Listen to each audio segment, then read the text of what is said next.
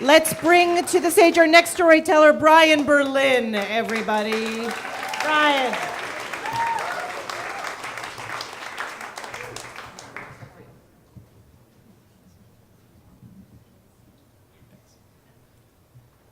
When I was 16, I hadn't had my first kiss yet, but I knew that I wanted it to be with Jen Lavadera. Jen and I had met when we were campers at the same summer camp at 14, and we had met on the last day of camp, and there was a campfire going on, and she was just like sobbing uncontrollably because the summer was over. And I looked over and I just saw her crying, and I tried to like make jokes to cheer her up so she wouldn't be crying so much. But we had this like really special moment together, and I never thought I would see her again. And then the next summer at 15, we ended up being at camp for the same week again, and we actually got to know each other that week, and we really got along well. And at the end of that week, we exchanged AOL Instant Messenger screen names.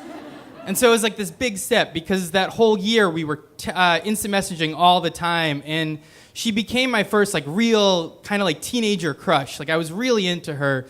And that following summer, it was the summer that we were both going to be training to be counselors. It was the trainee summer, and she was staying half the summer and I was staying the whole summer.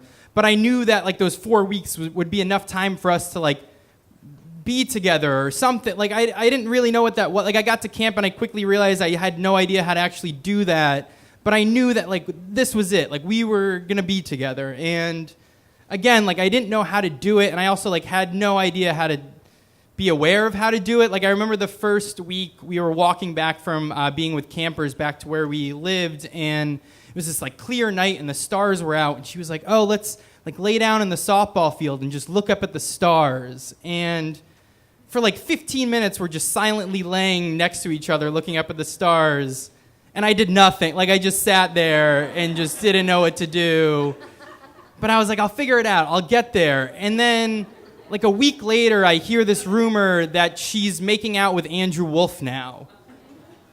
And I'm devastated because I thought we were there. I was like building up the confidence to do something. But also like Andrew Wolf was a real dick. And like he was this really charming, like just, he's a real like good-looking guy, and he was cocky and athletic. But he also, like, he was an asshole. Like, I remember the first week he peed in my water bottle at night. And his excuse was I didn't want to walk to the bathroom, so I found the nearest water bottle and peed in it. But, like, we lived in the woods. Like, you could just go outside and pee in, it was shady at best. And so he's not on my good side, but I also, like, I didn't know what to do. They were together now. And so I just kind of kept being friends with Jen. And then about a week later, I find out that Andrew has a girlfriend back home from high school. And I'm real pissed, because, like, Jen's a great girl, and he's cheating on her with this guy. I was getting real mad, but I didn't know what to do. I'm not going to fight anybody. But there was this really big ultimate frisbee game that the trainees would do every year. And at camp, like, ultimate frisbee was like the biggest sport that could happen. It's the only place that ultimate frisbee is an important sport. But I was really good at ultimate frisbee. It was like the one sport I was really good at, which again, it's like it gets me nowhere in the world. But there, it meant something. And Andrew was also really good to the point where we were chosen as captains on these teams against each other. And I was so angry at him that I played the game of my life. And I wiped the floor with him. I remember late in the game, I had this jumping catch over him in the end zone for a touchdown, and he was just screaming and stomping on the ground, and I felt so good. But then I remembered that he was still with Jen, and I had to say something to her, to tell her how I felt, and there was like a week left before she was leaving, and so I gathered all my confidence together, and I took her aside, and I honestly didn't know what I was going to say, but I was just like, "Hey, Jen, I don't know if you know this or not, but I really like you, and I just wanted to tell you, and I know you're with Andrew, but I don't know if you know this or not. He has a girlfriend. Sorry, I don't want to throw him under the bus, but I just thought you should know. Okay, bye." And I just like ran away without giving her a chance to respond because I was so nervous. And she never really brought it up again for that last week of camp, and I was like, well, at least I said what I felt. And that last morning that she was leaving with the people she was leaving with, they were going around saying goodbye, and she was just sobbing. And I tried to make her laugh, to make her feel better. And she was like, hey, can you come help me with my stuff to bring it to the car?